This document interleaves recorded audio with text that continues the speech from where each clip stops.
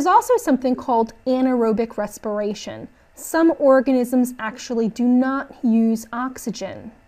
And what they do is they use inorganic terminal electron acceptors other than oxygen, ultimately to make ATP. For instance, a lot of bacteria are going to go ahead and perform anaerobic respiration, but not all of them.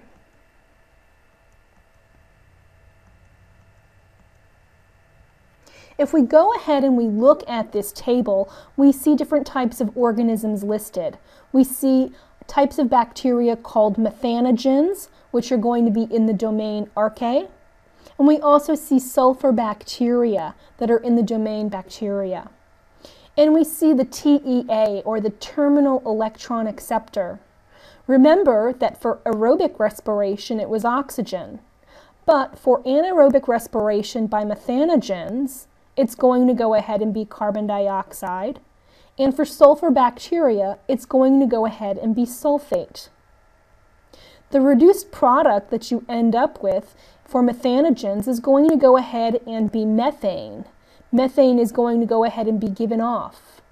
And also for sulfur bacteria, you're going to have H2S, or hydrogen sulfide, being given off. You know that these processes occur when you actually smell them in the environment, given the fact that, especially for sulfur bacteria, hydrogen sulfide will smell like rotten eggs.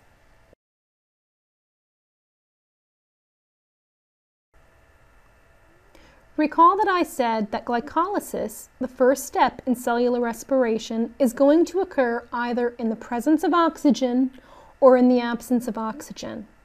If glycolysis occurs in the presence of oxygen, you're going to go ahead and have pyruvate, which is formed in glycolysis, proceed through the process of aerobic respiration, which we have just previously discussed.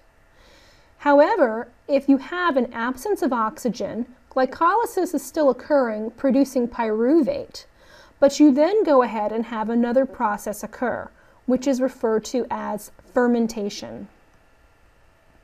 In fermentation, you have the use of organic terminal electron acceptors. Recall that in aerobic respiration, you used oxygen to accept your electrons. And also in anaerobic respiration, one possibility was that you would use carbon dioxide to accept your electrons. Those two molecules are called inorganic molecules. In fermentation, we're using organic terminal electron acceptors. When we say organic, we're talking about the fact that they're going to go ahead and have CH groups that compose them. So they're going to go ahead and be heavily carbon-based and also have hydrogens. What's going to happen is that you're going to go ahead and have glycolysis occur. Again, if it occurs in the presence of oxygen, we're going to go ahead and carry on with aerobic respiration. But if oxygen is not present, we're going to go ahead and have pyruvate produced anyway, and in this particular case, fermentation will go ahead and proceed. With fermentation, electrons that are going to go ahead and be given off and carried by NADH are donated actually to pyruvate, which was produced in glycolysis. Or they're going to be donated to a derivative of pyruvate, allowing the regeneration of NAD that keeps glycolysis running. So keep in mind, with glycolysis, you're going from glucose to pyruvate, and if no oxygen is present, that pyruvate is going to go ahead and receive the electrons. There are two types of fermentation that are common among eukaryotes: lactic fermentation and ethanolic fermentation.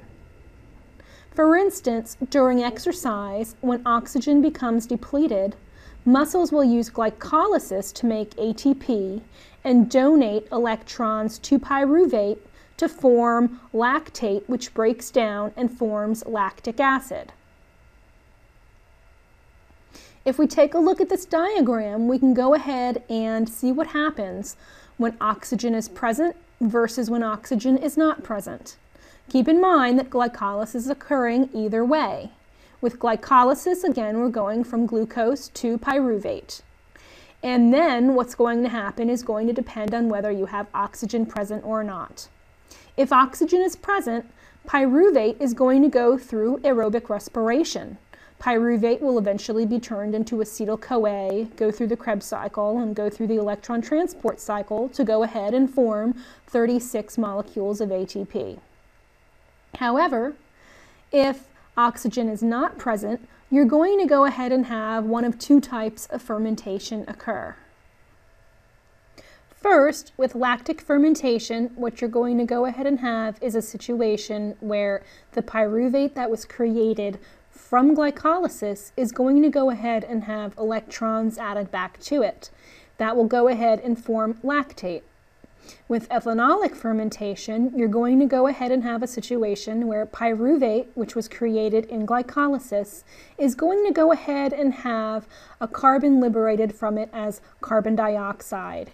Pyruvate is turned into something called acetaldehyde. And then you're going to go ahead and have your electrons added back to that acetaldehyde, ultimately to form ethanol.